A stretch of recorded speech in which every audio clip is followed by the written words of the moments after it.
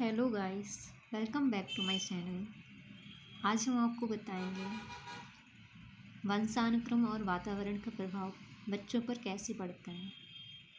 बालक में शैक्षिक वातावरण का निर्माण कैसे किया जाता है। शैक्षिक वातावरण का निर्माण। शैक्षिक वातावरण का निर्माण करने से आशय बालक के लिए एक ऐसा माहौल तैयार करने से है जिसमें बालक में अध्ययन के प्रति जिज्ञासा उत्पन्न तथा बालक शिक्षा को भार नहीं समझे, अर्थात खेल खेल में शैक्षिक उद्देश्यों की प्राप्ति के लिए शैक्षिक वातावरण को जन्म देना या तैयार करना ही शैक्षिक वातावरण का निर्माण करना है। शैक्षिक वातावरण के निर्माण में पारिवारिक स्तर पर घर, परिवार एवं समाज की महत्वपूर्ण भूमिका होती है। बालक ने जिस घर में जन्म लिया और उसके माता पिता जैसे परिवार व समाज में रहते हैं, उसी के आधार पर सर्वप्रथम बालक की शिक्षा से संबंध में यह तय करना होता है अथवा निर्णय लेना होता है कि उस घर, परिवार या समाज में नए प्राणी अथवा उस व्यक्ति के लिए जो भी आया है, जिसने जन्म लिया है, उसे भविष्य में किस स्वरूप में देखा जाना है। इसी तरह समाज की आवश्यकता पर भी बालक की शिक्षा के संबंध में वातावरण के निर्माण हेतु विचार करना आवश्यक होता है। जिस समाज में पुरुषों का अभाव हो, वहाँ नए बालक को विदेशी शिक्षा के लिए विदेशों में नहीं भेजा जा सकता।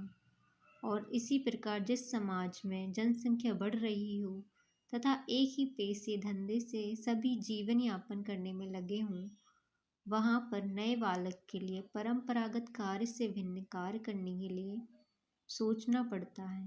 इस प्रकार विभिन्न स्थितियों एवं प्रक्रियाओं में होकर गुजरने के बाद ही एक शैक्षिक वातावरण का निर्माण हो पाता है। इसकी निम्नलिखित बातें महत्वपूर्ण हैं। माता पिता का शिक्षित होना। शैक्षिक वातावरण के लिए माता पिता का शिक्षित होना आवश्यक है। शिक्षित होने का तात्पर्य पढ़े लिखे होने से नहीं है, बल्कि बालक को जिस प्रकार के विद्यालय में दाखिला दिलाया गया है, उस प्रकार की शिक्षा का वातावरण माता पिता को अपने घर में रखना आवश्यक होता है। इसमें माध्यम महत्वपूर्ण होता है, अर्थात यदि आप इतने शिक्षित नहीं हैं कि अंग्रेजी माध्यम के विद्यालय की सामान्य वार्तालाप और सामान्य व्यवहार की बातों से अनभिज्ञ हैं, तो ऐसी स्थिति में बालक का ऐसे विद्यालय में सफल होना बड़ा कठिन होता है। इसलिए आजकल अंग्रेजी माध्यम के विद्यालयों में बालक के साथ साथ बालक के माता पिता का भी साक्षात्कार लिया जाता है। सामाजिक स्तर। शैक्षिक वातावरण के निर्माण में सामाजिक स्तर का भी बहुत कुछ प्रभाव पड़ता है। कभी कभी बच्चे माता पिता शैक्षिक की दृष्टि से परिपूर्ण होते हैं, परंतु जिस समाज में उन्होंने जन्म लिया है वह बिछड़ा हुआ समाज होता है। उस समाज में अंधविश्वासों का बोलबाला होता है, आडंबर व अनावश्यक रीति रिवाजों का सर्वाधिक प्रचलन होता है और वह समाज संकीर्णताओं का दास होता है। तो ऐसी स्थिति में बालक की शिक्षा और समाज में विरोध नहीं कर सकता।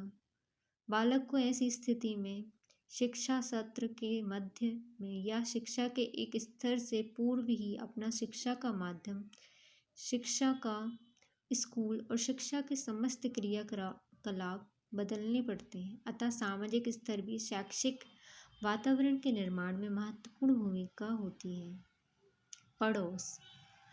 मनुष्य जहाँ रहता है उसके आसपास के घर, परिवार व समाज उसका पड़ोस होता है। हम चाहे अपने आप में सभी दृष्टि से परिपूर्ण हो, परंतु हमारा आस पड़ोस हमारे अनुकूल नहीं है, तो भी हम अपने बच्चों के लिए अपने मुताबिक वातावरण का निर्माण नहीं कर सकते, क्योंकि बच्चा खेलता भी है, बोलता भी है और अपने समकक्ष उम्र के बालकों के साथ घूमने फिरने की भी इच्छा रखता है।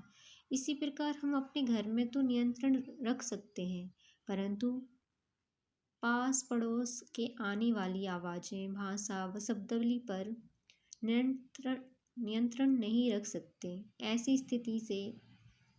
ऐसी स्थिति में हमारे बालक भी उसी भाषा और शब्दावली के शिकार हो जाते हैं। चूँकि मनुष्य की यह प्रवृत्ति है कि वह बुरी चीज को अथवा अपने से घटिया वस्तु को शीघ्रता से ग्रहण करता है। अतः हमारे आस पड़ोस का भी शैक्षिक वातावरण के निर्माण पर गहरा प्रभाव पड़ता है। इसलिए आजकल हम नया मकान बनाने से पूर्व क्षेत्र व पड़ोस को भी प्राथमिकता देते हैं। यातायात व संदेश वाहन के संसाधन। शैक्षिक वातावरण के निर्माण में आवागमन व संप्रेषण के साधन भी अपनी महत्वपूर्ण भूमिका रखते हैं। आप सभी दृष्टि से परिपूर्ण हो सकते हैं, परंतु जहां आप रहते हैं वहां उस स्कूल तक कोई यातायात के साधन आसानी से उपलब्ध नहीं है। संदेश वाहन के साधनों में डाकघर व दूरभाषा केंद्र भी बहुत दूर हैं। तो ऐसी स्थिति में भी हम एक अच्छा शैक्षिक माहौल तैयार नहीं कर सकते, चूँकि इनके अभाव में समय के अनावश्यक खर्च के साथ साथ मानसिक एवं शारीरिक खर्च भी बढ़ता है।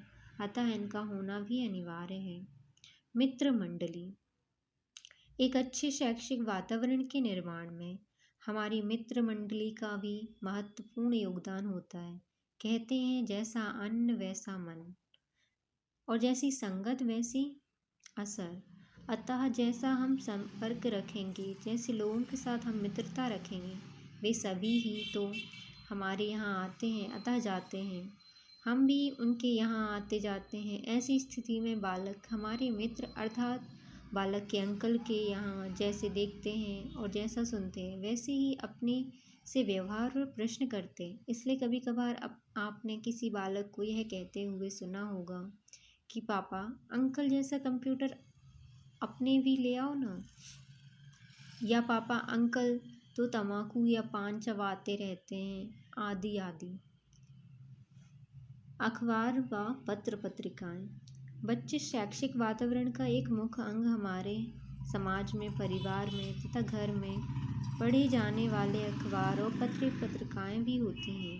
अंग्रेजी माध्यम के घर, परिवार व समाज में हिंदी माध्यम के अखबारों व पत्र पत्रिकाओं का कोई महत्व नहीं होता है, परंतु निरंतर ये ही आते रहें तो बालक उसी के अनुरूप पढ़ना सीख लेते हैं। इसी प्रकार इन पत्र पत्रिकाओं में अनेक शैक्षिक लघु कहानियाँ भी प्रकाशित होती रहती हैं। कई संस्थाओं द्वारा विभिन्न पाठ्यक्रमों के संबंध में आकर्षक विज्ञापन छापे जाते हैं। इन सब से प्रभावित होकर भी हमारे बालक शिक्षा के प्रति जागरूक बनते हैं। इनमें प्रेरणात्मक लघु कहानियों को पढ़कर भी बालक व माता पिता शैक्षिक वातावरण के सृजन में महत्वपूर्ण भूमिका निभाते हैं। तकनीकी साधन। जिस घर, परिवार व समाज में रेडियो, दूरदर्शन, टेलीप्रिंटर, वर्तमान में कंप्यूटर जैसी तकनीकी साधनों का विविध प्रकार से प्रयोग किया जाता है, ऐसे परिवार व समाज में भी एक पृथक शैक्षिक वातावरण जन्मता है।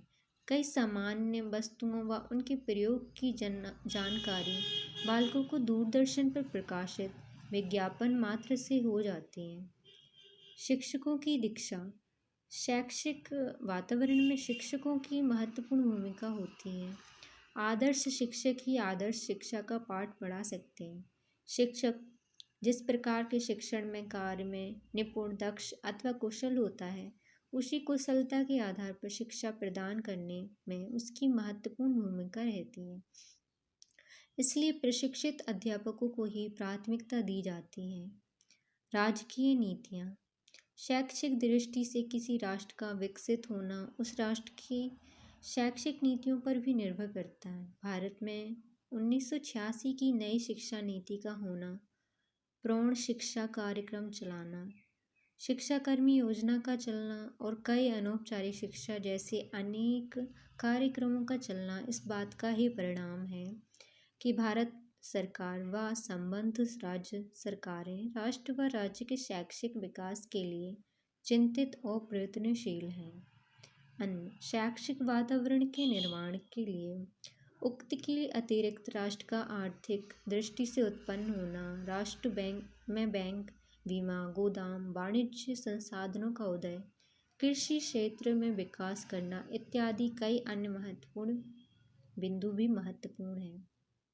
धन्यवाद।